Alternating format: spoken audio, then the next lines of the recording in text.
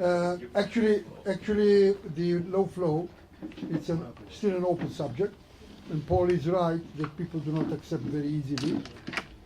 First of all, because of previous ideas, and mostly because of the simple thing that people take care of their patients and they are afraid of hyperventilation and hypercarbia and things like this. Okay. We are going on, and I'd like to ask Professor Dana Ionescu from Cluj to present another technological advancement, which is the TCI. Dana?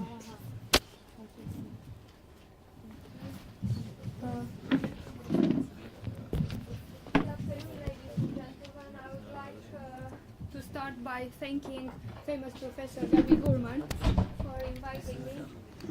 And it's my fourth visit here in Israel, and hopefully not the last. And second, if I'm coming from Transylvania because I'm coming from Cluj, I can only be related to something intravenous.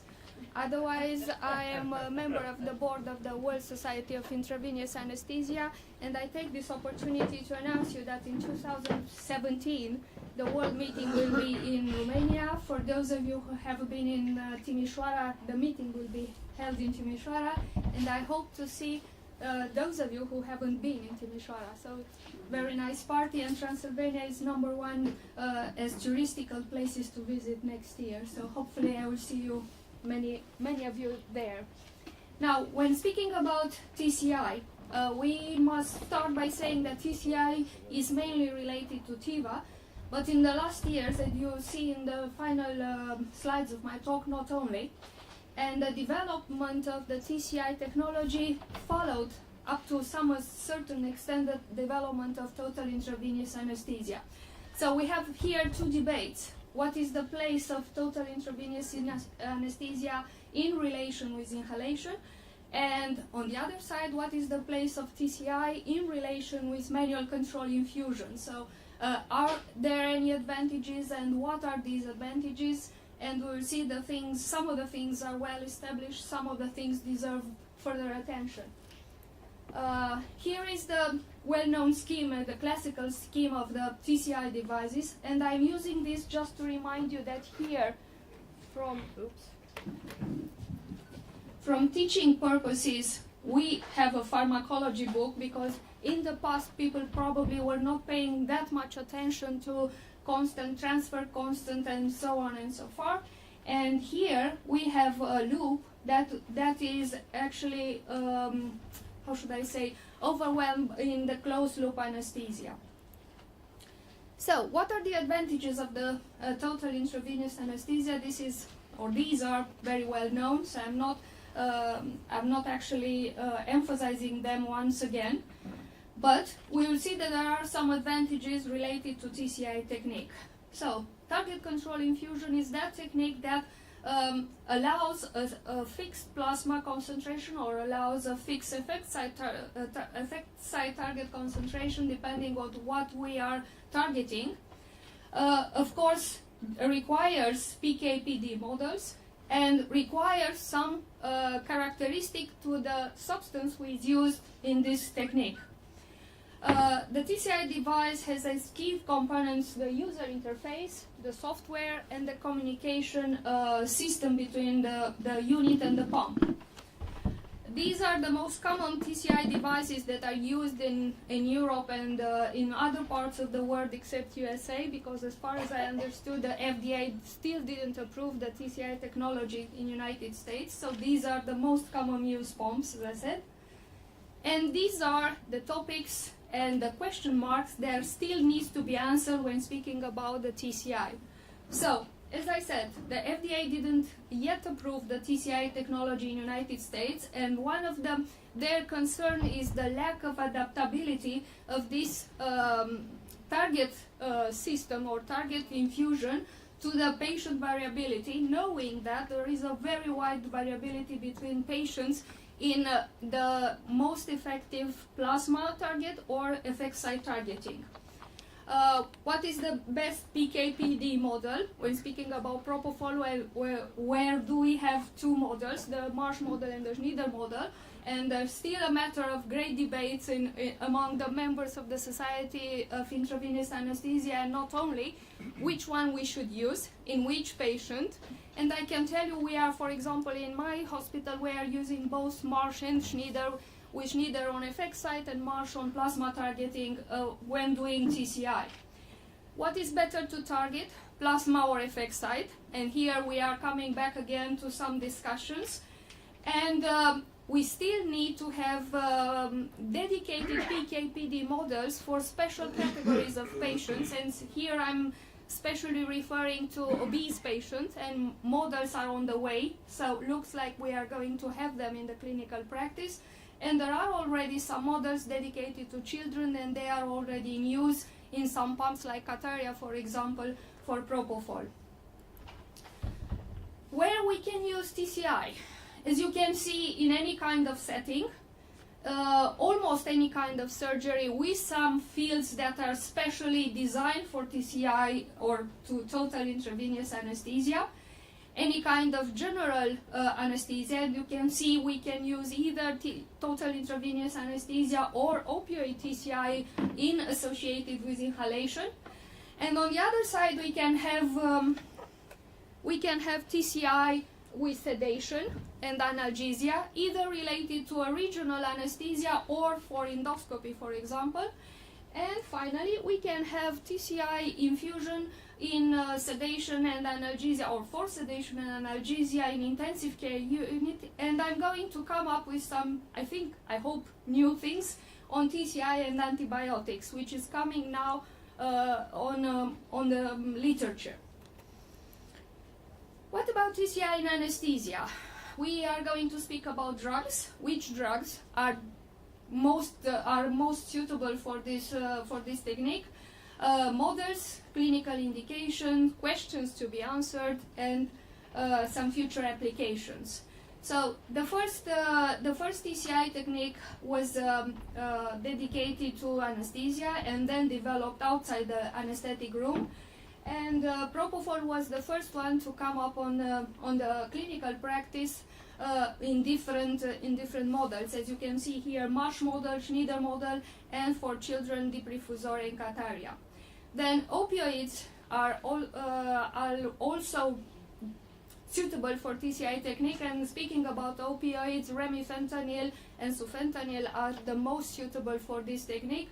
Although there are some pharmacokinetic models for alfentanil and fentanyl, but they didn't get into the practice due to the large variability in between patients. And finally, TCI ketamine is now under studies, and here the domino model is one of the models who is now, let's say, experimented.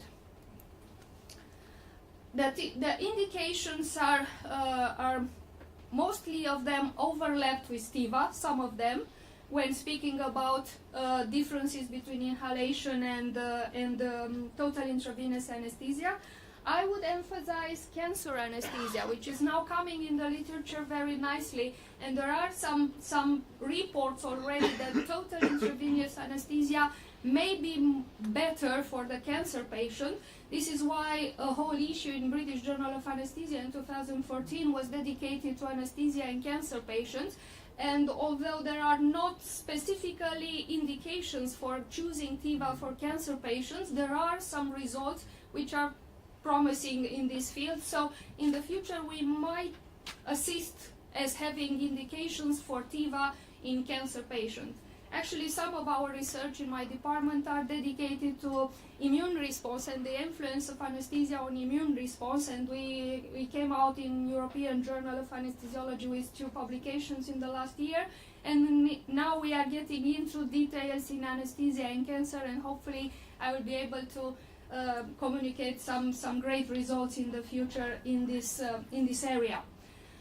Now, what are the indications of TCI versus manual control infusion? Here we have a whole debate.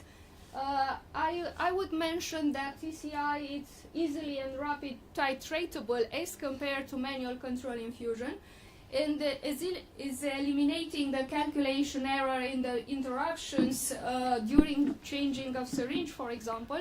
I started my PhD with manual control infusion, total intravenous anesthesia, and then I switched on TCI, and I wouldn't go back on manual control infusion to the experience that I have so far.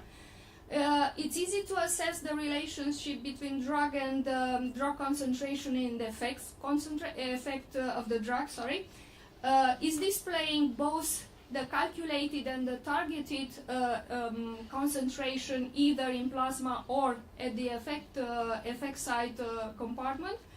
And it's having a good prediction of the time to recovery. Actually, I remember when we started to do this in my department, the residents were very amazed that the patients were waking up in the time predicted by the device. And we have started with FM controller from B. Brown Company by that time.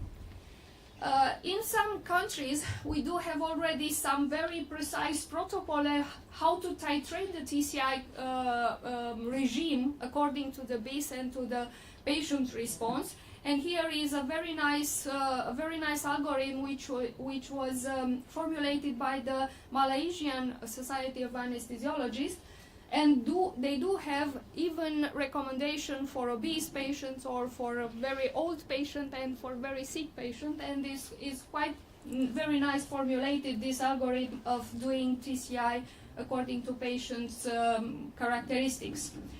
Now, what are the problems to be answered?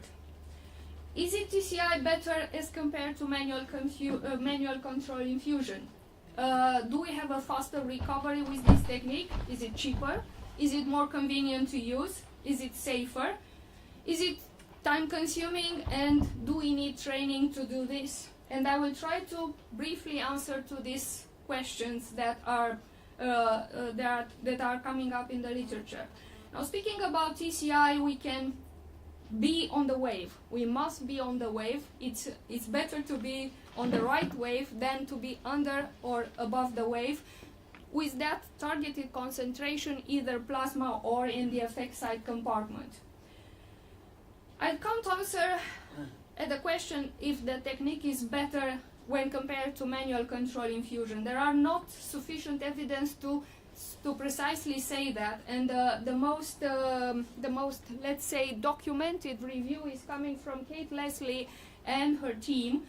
And this is was coming up in 2008, and they were saying that at the moment there are no strong evidence or strong arguments to say that TCI is definitely better as compared to manual control infusion. However, in her older study, Frédéric Servan and co-workers actually demonstrated that if we are appreciating the quality of anesthesia on a scale, looks like TCI, total intravenous anesthesia, is better after the score is better as compared to total intravenous anesthesia in manual control infusion. What about hemodynamic stability? Here we have let's say different conclusions according to different studies and different protocols. We have studies saying that the hemodynamic is better. We have studies saying that is the same, no difference, and we have studies saying that in TCI there is more need for inotropic support as compared to manual control infusion. So no precise conclusion, no precise data, and we have all sorts of conclusion pro and con when comparing these two techniques. Regarding recovery, again, different conclusions in different studies. No difference in some studies, faster, as Peter Biro and his team were publishing recently in European Journal of Anesthesiology, or more prolonged recovery with TCI as compared to manual control infusion. I would say, however, that most of the studies are saying that recovery is faster with TCI as compared to manual control infusion. Is it cheaper?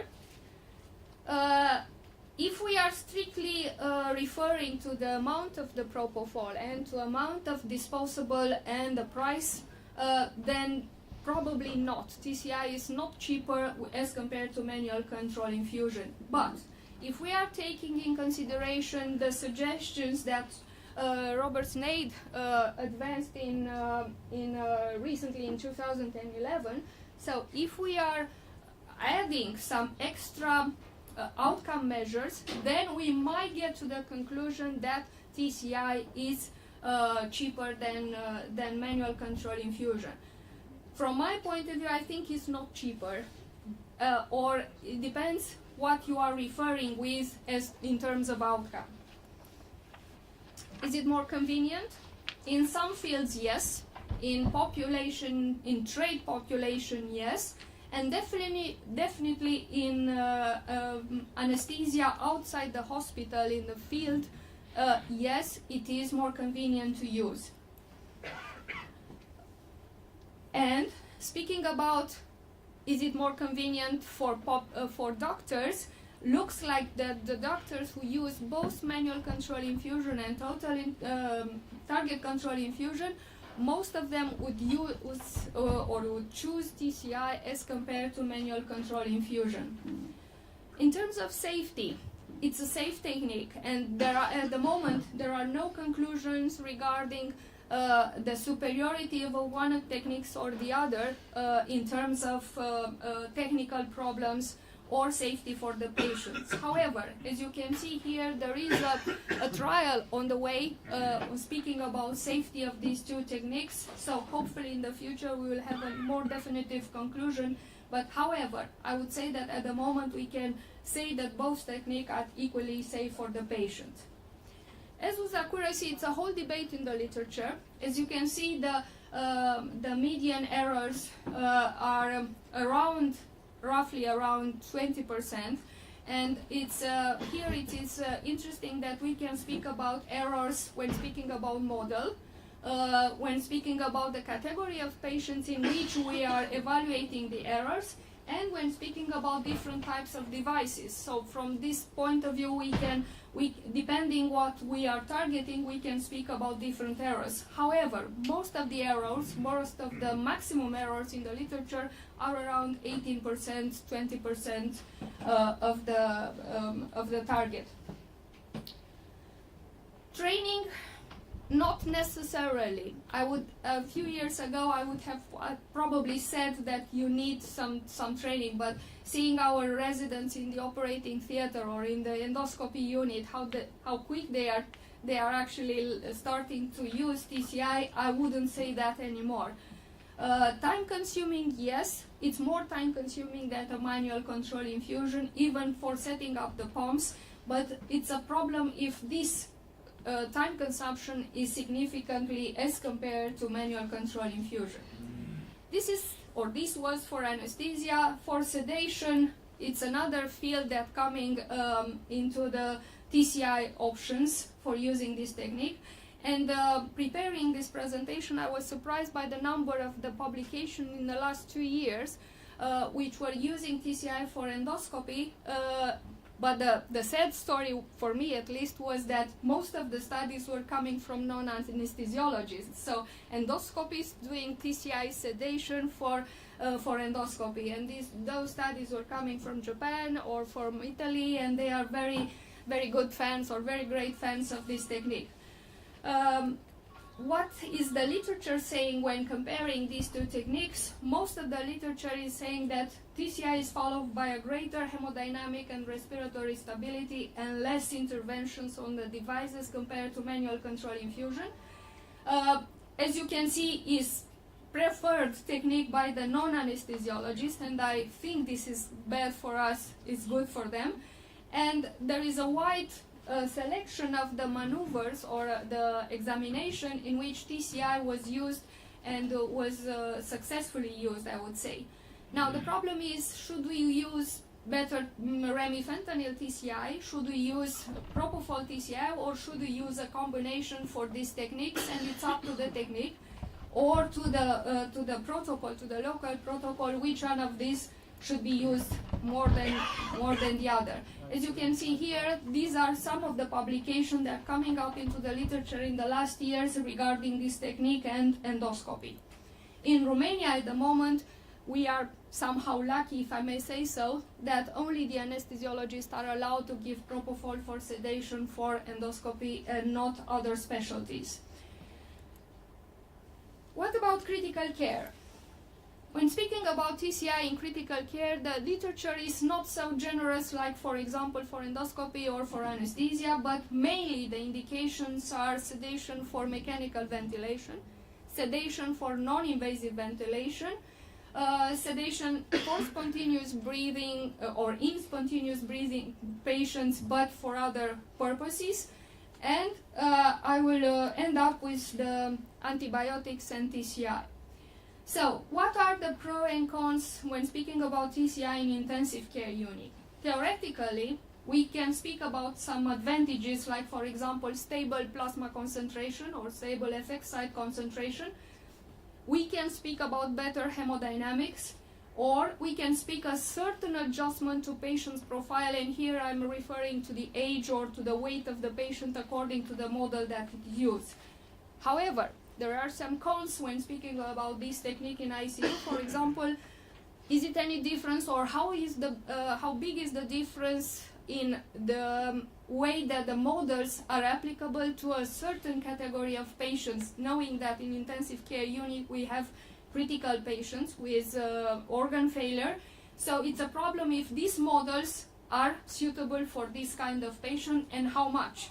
And here, further studies are definitely required. However, there are many, I would say, intensive care units that use TCI technique at the moment for patient sedation, either in mechanically ventilated patients, like here in this study published in 2004 by Frederick Servan and McMurray, or there are some other departments that are using TCI technique for non-invasive ventilation, either with propofol or with remifentanil. I remember I was in an exchange, I was visiting the intensive care unit in Novara. Unfortunately, they haven't published much on this topic, but they were currently using TCI remifentanil for non-invasive ventilation in patients with different kind of pathology. And they were publishing the TCI remifentanil for better synchrony patient ventilator